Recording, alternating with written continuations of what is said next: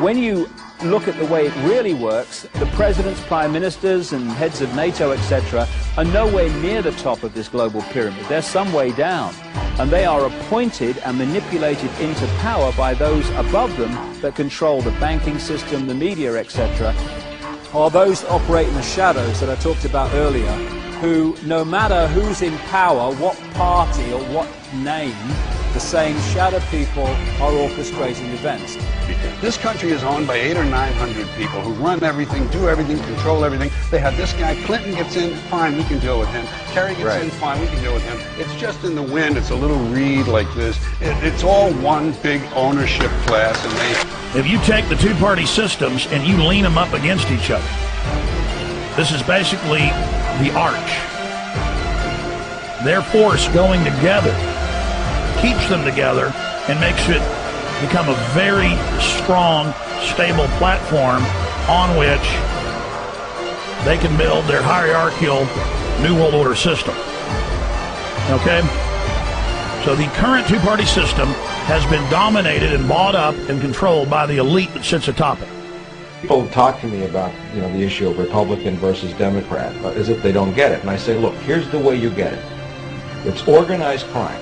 All you do is you call the Republicans the Genoveses, and you call the Democrats the Gambinos. The people at the top, they treat it like a crap game, like it's their crap game, like they're making lots of money.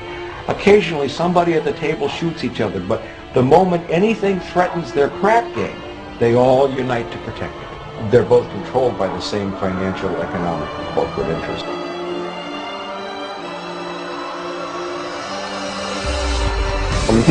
The word Illuminati comes from the Latin word illuminine or illumin, which means light. And so anyone who is enlightened or brilliant, and of course those who are the most enlightened are called brilliant people. Well, it comes from Lucifer. Well, what we're really talking about here is Lucifer, the fallen angel, and they have picked up on this, the Illuminati. And the Illuminati, the illuminated ones, illuminated into knowledge that the rest of us don't get.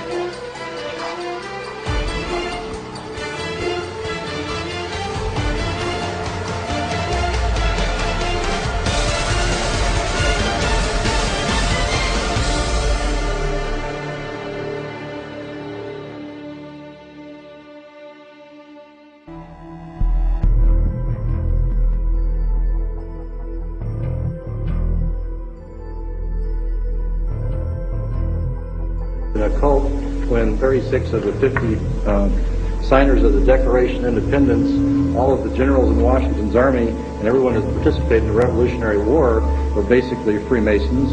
And if you look at how the foundation of the country was put together, it's on Masonic principles. 14 U.S. presidents, including George Washington, are known to be 33rd degree Masons.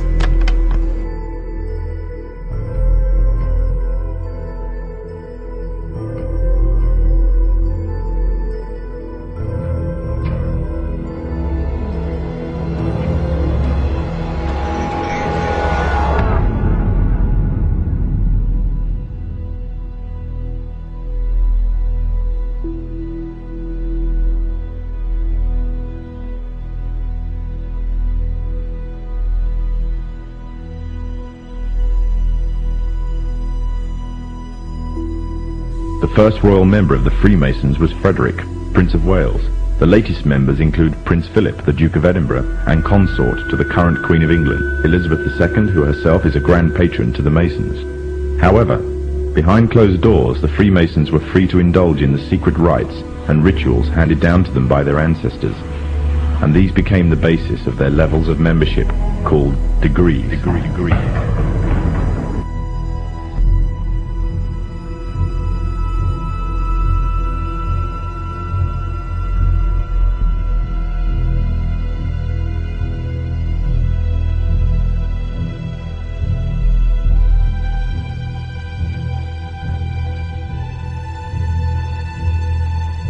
Among the former Bonesmen are three presidents: William Howard Taft, George Bush, George W. Bush, numerous senators and ambassadors, industrialists like William Whitney, CIA agents, State Department officials, and the publishing magnate Henry Luce.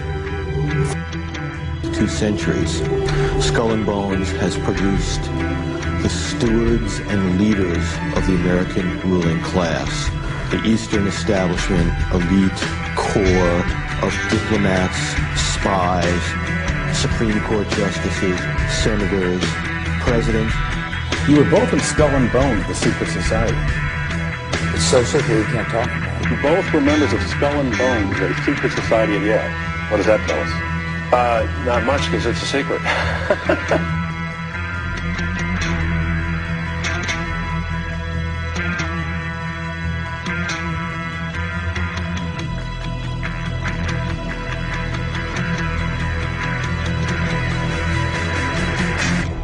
One might wonder, understandably, why the people that run the banking, political, economic system and the media in America should be dressed in long robes doing a ceremony to a 40-foot stone owl. I think we should be told. Bohemian Grove.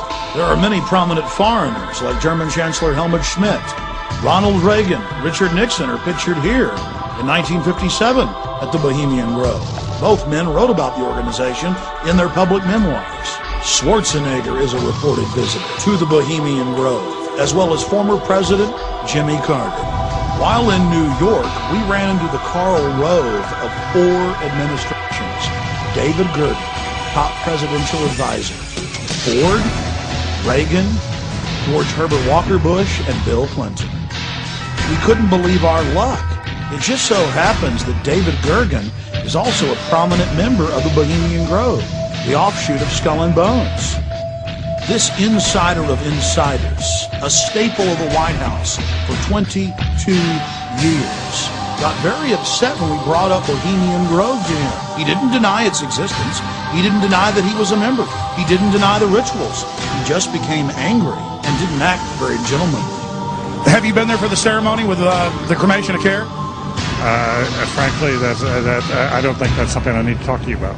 Gentlemen, anything to do. But what about the ritual? Is the ritual genuinely?